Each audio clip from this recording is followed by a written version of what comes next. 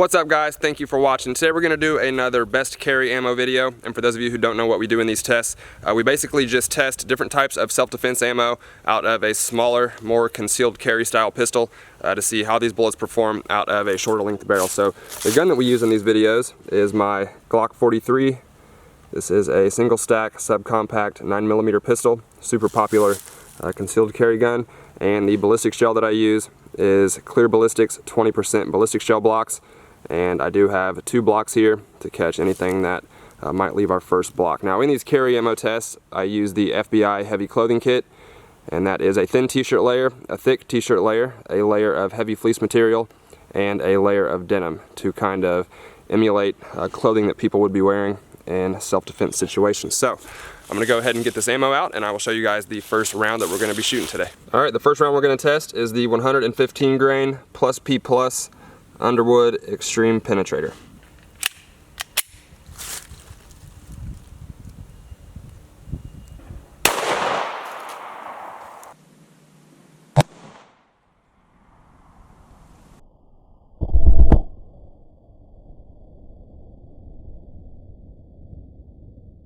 Alright, our Extreme Penetrator went in towards the top of the gel block there. You can actually see the cross shape from the nose of that bullet, which is pretty cool.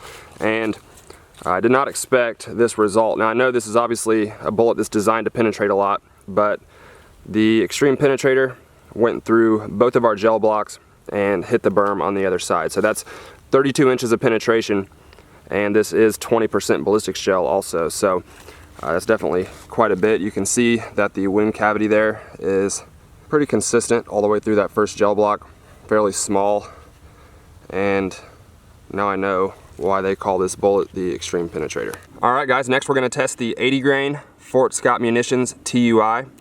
Now I did test the 115 grain TUI in the past, and I know a lot of you guys were pretty impressed with that round, so I'm kind of excited to see how the 80 grain does. Now that is super lightweight for a 9mm, so I assume that this bullet will be traveling pretty fast as well, and should be pretty interesting. So let's load it up and see how it does.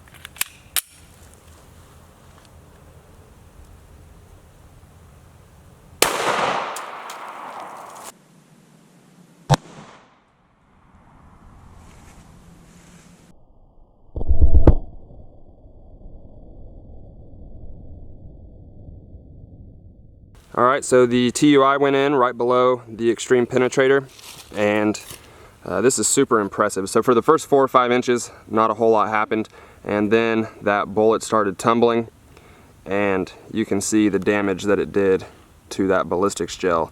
The 115 grain version that we tested had a large wound channel as well, and it looks like the 80 grain is no different. Now the 80 grain did stop at about 16 inches in our first gel block, and the 115 grain went probably 4 or 5 inches further. So it just depends how much penetration you're looking for. But once again, the TUI has an enormous wound cavity in that ballistics gel. Alright, the next round we're going to test was sent to me by a viewer, so I don't have the box for this one, but this is the 124 grain Fiocchi jacketed hollow point.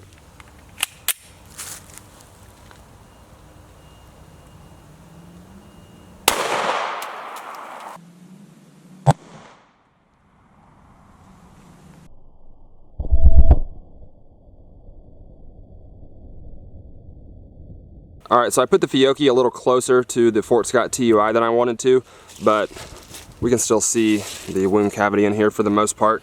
So the first 4 to 6 inches is kind of hidden behind that big wound cavity from the TUI, but it's pretty standard, nothing abnormally large. And then at about the 8-inch mark, it did start to open up a little bit, and the bullet continued traveling down, left our first gel block, and stopped in our second gel block at about the 18-inch mark. And that second gel block is cloudy, so I can't really see what the bullet looks like, but I will pull these bullets out when we're done and take a look at them. Alright, the final round I'm going to test today is the G2 Research R.I.P, and I'm not even sure what weight this bullet is. It doesn't say on the box, but I think it is a lightweight bullet, and you can see it there. It's definitely an interesting looking round, and there was a lot of hype surrounding these a few years ago, but I think for the most part people kind of consider these to be a bit of a gimmick. But let's load it up and see how it does.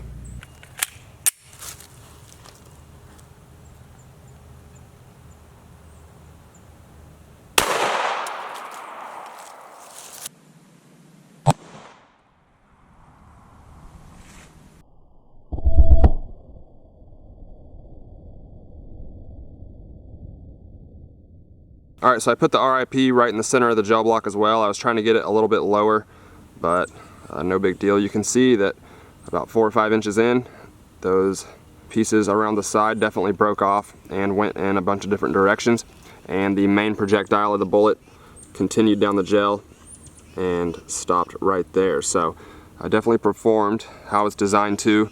The wound cavity is not very big at all, but definitely in those first couple inches it did a lot of damage, and the main projectile did get quite a bit of penetration.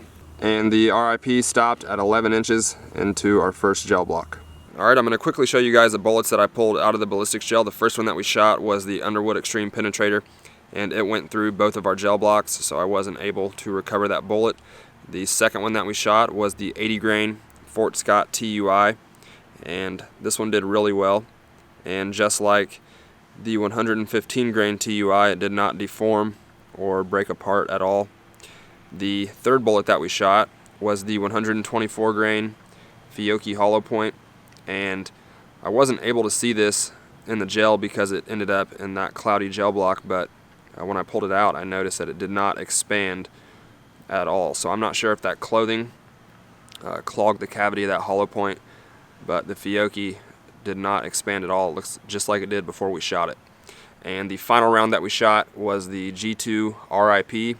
And this one obviously works a little bit different than the rest of the bullets that we shot, but it did all stay in the ballistics gel, and you can see there is some clothing stuck to that main projectile there, but the G2 R.I.P. did perform the way that it's designed to. Well, I'm going to go ahead and wrap it up here, guys. Thank you so much for watching. I hope you enjoyed the video. If there's anything else you would like to see me test, just let me know in the comments. And I want to thank all of you who have sent me ammo to help me make these videos. It really helps me out a lot, and I really appreciate that. If you like this video, please give it a thumbs up for me. Thanks for watching, guys, and I'll see you next time.